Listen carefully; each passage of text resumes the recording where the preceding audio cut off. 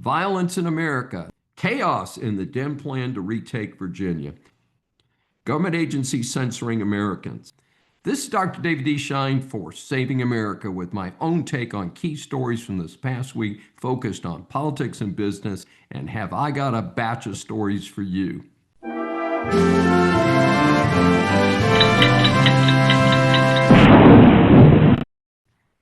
Violence in America. Unless you're living under a rock, you know that this is a violent time in America. In previous Saving America episodes, I've discussed the horrible attacks on churches and other institutions. We are aware of the violence committed with apparent impunity by Americans and illegals, resulting in death of the victims and spreading fear in our communities. In my lifetime, I do not remember hardly ever hearing about a parent killing a child, and yet there have been even several reports of this horrible thing happening. Against this sad backdrop, we have violence in major American cities. The alleged trigger is the fact that the America that we know was overrun by the Biden-Harris administration's open borders policy. While many were only seeking a better life, a large number were criminals and asylum inmates from other countries. The American people voted to both end the practice of open borders and to bring safety to our streets. Part of that program is locating, imprisoning, and deporting those who have committed serious crimes in our communities. The stories are known to all who pay attention to the news. The agency that is charged with this is ICE, Immigration and Customs Enforcement. Despite the public support for this agency, terrorists and high-profile Dems have used the word ICE to trigger not just protests, but violent protests. We all know that this violence is happening in places like Los Angeles, Chicago, and Portland, Oregon. The protests take place near ICE facilities, and there are also efforts to block ICE activities in areas where illegal criminal aliens hang out. As these are federal employees and federal offices, the U.S. government has every right to provide protection for them. It is bizarre that the local authorities, who are obviously not doing their job to maintain law and order and to protect these workers and facilities, are refusing to support them. Look, if they did not want the feds, they could simply provide the necessary security themselves. And if they cannot provide that security, why not take the aid being provided by the feds? There are several problems here. First, you have Democrat public officials coming out in favor of criminal illegals and imposing ICE enforcement. That makes no sense to me. Second, America's cities are facing significant declines due to chronic lack of enforcement and punishment for serious criminal acts. I believe the pendulum is swinging back, and I expect that despite the funding from the Soros machine, more conservative district attorneys and overall police support is going to come back to American cities. Third, I strongly support President Trump's declaration that Antifa is a terrorist organization.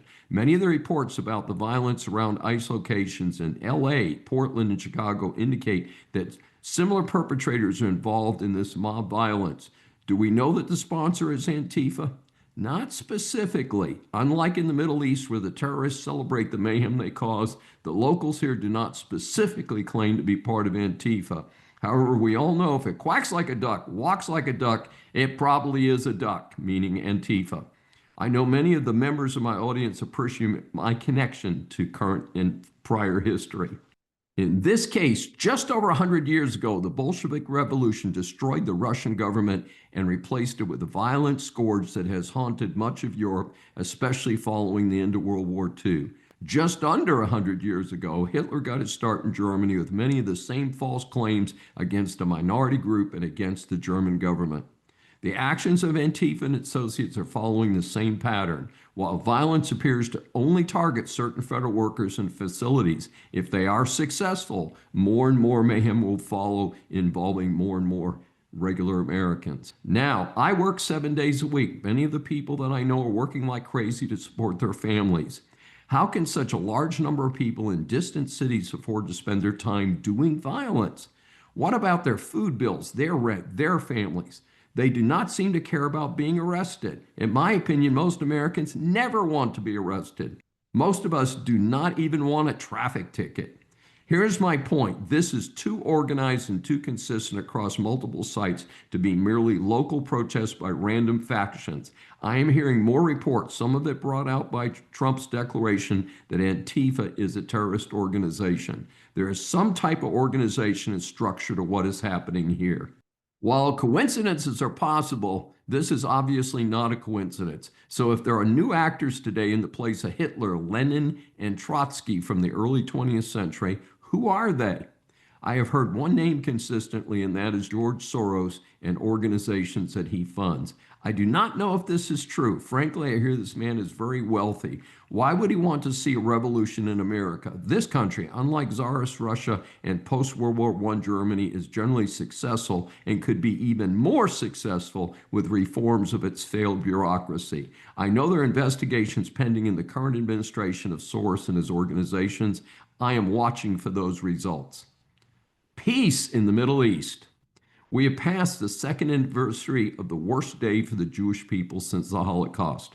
Reports are that the Trump-sponsored end of the suffering for the remaining Hamas hostages and the return of the deceased to their families has been endorsed by both sides. Hostages are to return to Israel dead or alive. Once that happens, as many as 250 prisoners held by Israel will be released. Israel is also then supposed to withdraw from the internal Gaza areas. Still in negotiation is extracting Hamas from Gaza, but as I've said before, given the infiltration of the population in Gaza, is it really possible to remove all the Hamas terrorists?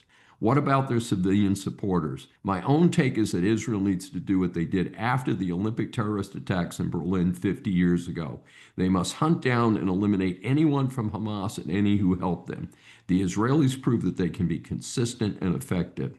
That is what is needed here. Otherwise, I do believe anyone tied to Hamas will continue to threaten Israelis and Americans in particular. Fed's on top of university DEI scams. We've been hearing about the Fed crackdown on Ivy League schools like Harvard, Columbia, and Penn. Well, public universities are not exempt. I'm a big fan of the University of Virginia, where I earned 2 graduate degrees. However, I did hear that UVA was out on the DEI ladder. In fact, they were paying some ridiculous amount, like $400,000 a year, to a DEI head. As I am remote to the university, I was not aware of what was happening. However, a while back, an alumni group connected with me with the mission to return UVA to a place that Thomas Jefferson would be proud of. The two-side approach of the feds coming at UVA from one side and concerned alumni from the other side seems to have worked. The UVA president resigned abruptly recently, about a year before his planned retirement. 2 government investigations of UVA have been declared resolved. I see progress here. All is not rosy. A state of Virginia university near D.C., George Mason University, is in the Fed's crosshairs for Title IX and civil rights violations. Last I heard, the president credited with much of this nonsense is still there. That might not be permanent on his part. Chaos in the Dem plan to retake Virginia. I track politics in Virginia since it's my adopted home state and it's up close to D.C. Because of its proximity to Washington and largely Dem operation there, VA has a history of electing many Dem politicians. Well, they had a surprise in 2021 when Glenn Youngkin, a Republican, was elected, along with his Lieutenant Governor, Winsome Earl Sears. She is now running for Virginia governor against far-left Spanberger. Some dirt has come out in the lieutenant governor race, but the big dirt is the Dem candidate for Attorney General, Jay Jones. Just as the early voting started in Virginia, texts that Jones sent to another legislator have come out. In 2022, he wrote about 2 bullets to the head of a GOP representative. His full statement included reference to the children of that representative dying in their mother's arms. This is the talk of terrorists. The latest is that Virginia Senator Tim Kaine, a well-documented lightweight, has spoken out for Jones staying in the race. I hope not only that Jones will lose, but that Kaine will soon be replaced in the Senate. The latest polling has Spanberger ahead of Winsome Earl Sears by 8 points. I hope the Jones controversy and the usual approach of more conservative voters not participating in the polls may mean a different outcome. In addition, in the lieutenant governor's race in Virginia, there's an interesting article by Virginia Grace McKinnon in the Daily Signal discussing a movement by a coalition of traditional Democrats to support GOP candidate John Reed. The coalition's model is, this isn't about party, it's about Virginia's future. This could mark a positive trend. I do not support blindly supporting the candidates of either political party. I've also been encouraging more Americans to vote in primary elections where the candidates in the general election are decided. Government agencies censoring Americans. An interesting article in the Washington Free Beacon by Aaron Schuberheim discussed the Department of Homeland Security Cybersecurity and Infrastructure Security Agency, CISA, with a focus on censorship during the 2020 elections and tied to concerns about COVID. An example in the article describes a tweet in what was then called Twitter that was taken down when CISA contacted Twitter to complain that it was misinformation. The source of the example was credited to the Senate Committee on Commerce, Science, and Transportation. That's current day. Of course, Americans later learned that the lefties in government labeled anything they disagreed with as misinformation. The article presents a balanced approach explaining the extensive free speech violations by CISA, but also expressing concerns more recently that the FCC's chair comments regarding Jimmy Kimmel's inappropriate comments around Charlie Kirk's assassination might lay the groundwork for even more government censorship. As someone who's been censored from time to time, I agree with the free speech concepts. It should be rare when the government intervenes. Examples might include threats of criminal activity, terrorism, and matters of similar concern like the 9/11 plot. Starbucks has announced major cuts. Starbucks has become a fixture of American culture. Their locations seem to be everywhere and even in other countries. Many people comment on the high cost of a cup of coffee or food items at their locations. With Americans watching their budgets, I'm not surprised that Starbucks is reviewing its entire operation. Reports are that CEO Brian Niccol is going to cut costs by $1 billion. Involved are 900 headquarters jobs and closing locations that are not profitable.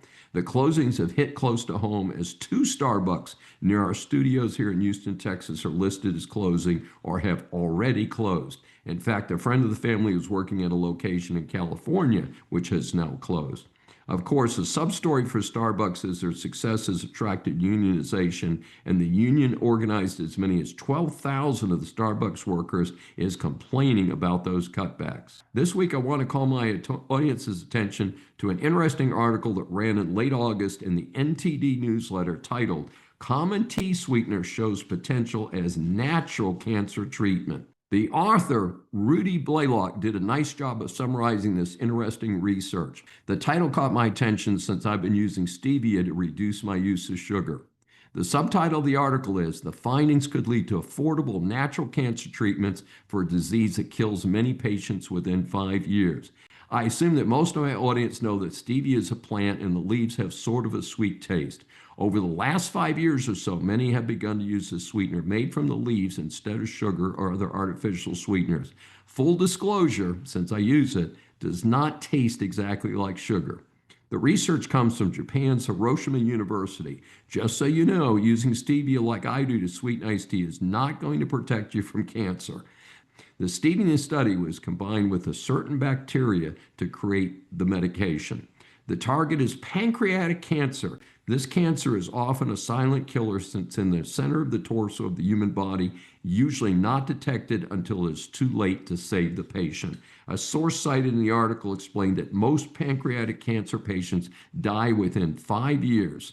The survival rate is less than 10%. The article indicates that the experimental medication attacks the cancer cells, but not the nearby healthy cells. I refer our listeners to the NTD article for much more detail.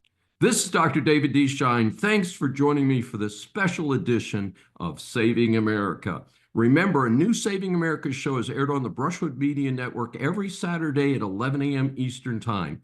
Listen on any of the 16 network stations, Apple or Google mobile app, Apple CarPlay, TuneIn, Smart Speaker, and all smart TVs. Find more information at the brushwoodmedianetwork.com. Please be sure to join us each week. We welcome and love your feedback from our growing audience.